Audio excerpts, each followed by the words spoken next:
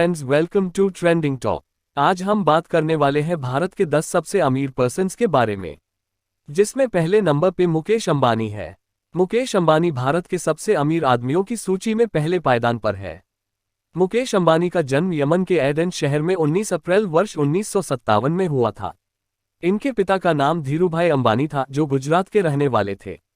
धीरूभाई अंबानी ने रिलायंस इंडस्ट्री का आरंभ किया था। वर्तमान समय में रिलायंस जियो देश की सबसे विशाल कंपनी है। आपको बता दें कि मुकेश अंबानी कई तरह का व्यवसाय करते हैं, जिसमें रिलायंस केबल, रिलायंस मोबाइल और रिलायंस पेट्रोलियम उनके प्रमुख व्यवसाय है। आज के समय में मुकेश अंबानी की कुल संपत्ति $90.7 बिलियन है। उनके बाद दूसरे नंबर पे गौतम अदानी आते हैं। गौतम अदानी भारत के दूसरे सबसे अमीर आदमी है। गौतम अदानी का जन्म अहमदाबाद में 24 जून वर्ष 1962 में हुआ था, जो इस समय भारत के बड़े उद्योगपति व व्यवसाय है। अदानी समूह भारत का काफी बड़ा व्यावसायिक समूह है, जिसके अध्यक्ष गौतम अदानी है।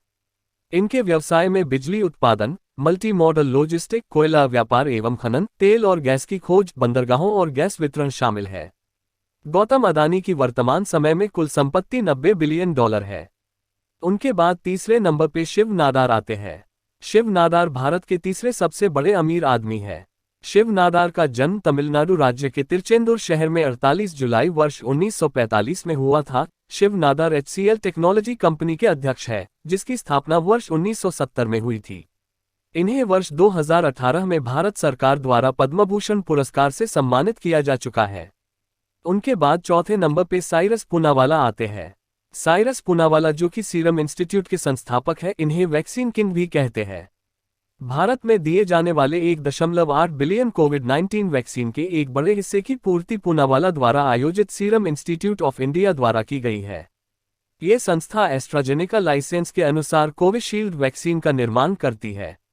भारत सरकार ने पूनावाला के प्रयासों को मान्यता देते हुए उन्हें पद्म भूषण से सम्मानित किया है। उनके बाद पांचवें नंबर पर राधाकिशन दमानी आते हैं। राधाकिशन दमानी सुपरमार्केट डी-मार्ट कंपनी के संस्थापक है। ये कंपनी पूरे देश में अपने 271 डी-मार्ट स्टोर का संचालन करती है। राधाकिशन दामनी बीकानेर के एक मारवाड़ी परिवार में जन्मे थे। दमानी ने अपने भाई गोपी किशन के लिए $100 मिलियन से महंगा घर खरीदा, जो कि मुंबई में स्थित है। गोपी किशन भी एक अरबपति है। उनके बाद छठे नंबर पे लक्ष्मी मित्तल आते हैं। लक्ष्मी मित्तल देश की दिग्गज स्टील कंपनी के संस्थापक है। इनका जन्म राजस्थान के चूरू शहर में 15 जून वर्ष 1950 में हुआ था। लक्ष्मी मित्तल इस बड़ी इस्पात कंपनी के अध्यक्ष और मुख्य कार्यपालक अधिकारी है। इन्हें भारत सरकार द्वारा वर्ष 2008 में पद्मश्री अवार्ड से सम्मानित किया जा चुका है। उनके बाद सातवें नंबर पे सावित्री जिंदल आती है। सावित्री जिंदल ऑफ जिंदल समूह की अध्यक्ष है। इस समूह का नाम सावित्री जिंदल के दिवंगत पति के नाम पर रखा गया है। इस समूह में स्टील और बिजली शामिल है। जिंदल समूह को JSW स्टील और JSW एनर्जी कंपनी के बढ़ते शेयरों से काफी लाभ प्राप्त हुआ, जिससे उनकी संपत्ति में पिछले वर्ष 4 गुना से भी अधिक लाभ हुआ। ये दोनों ही कंपनियां सावित्री जिंदल के बेटे सज्जन जिंदल द्वारा मुंबई में चलाई जा रही है। उनके बाद आठवें नंबर पे कुमार बिरला आते हैं। कुमार बिरला ने वर्ष 1995 के बाद आदित्य बिरला समूह की अध्यक्षता को $45 बिलियन में हस्तांतरित किया। यह विशाल समूह बिरला के दिवंगत पिता के नाम पर स्थापित है। वर्ष 2018 में बिरला ने अपनी दूरसंचार कंपनी वोडाफोन आइडिया की अध्यक्षता को छोड़ दिया था।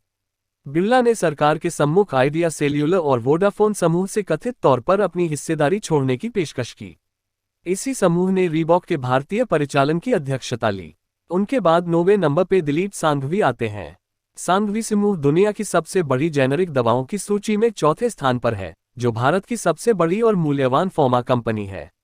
सांघवी को अपने संपत्ति के कुल राजस्व का 2/3 हिस्सा अंतर्राष्ट्रीय बाजारों से मिलता है। सांघवी ने वर्ष 1983 में मनोरोग दवाइयों को बनाने के लिए फार्मा की स्थापना की थी और अभी भी वह इस कंपनी को चलाते हैं। उनके बाद 10वें नंबर पे उदय कोटक आते हैं। उदय कोटक कोटक महिंद्रा बैंक के मालिक है, जो भारत के सबसे अमीर आदमियों की सूची में गिने जाते हैं। उदय कोटक का जन्म 15 मार्च वर्ष 1959 में हुआ था। पहले इनका परिवार पाकिस्तान में रहता था, जो बंटवारे के बाद भारत में आकर रहने लगा था।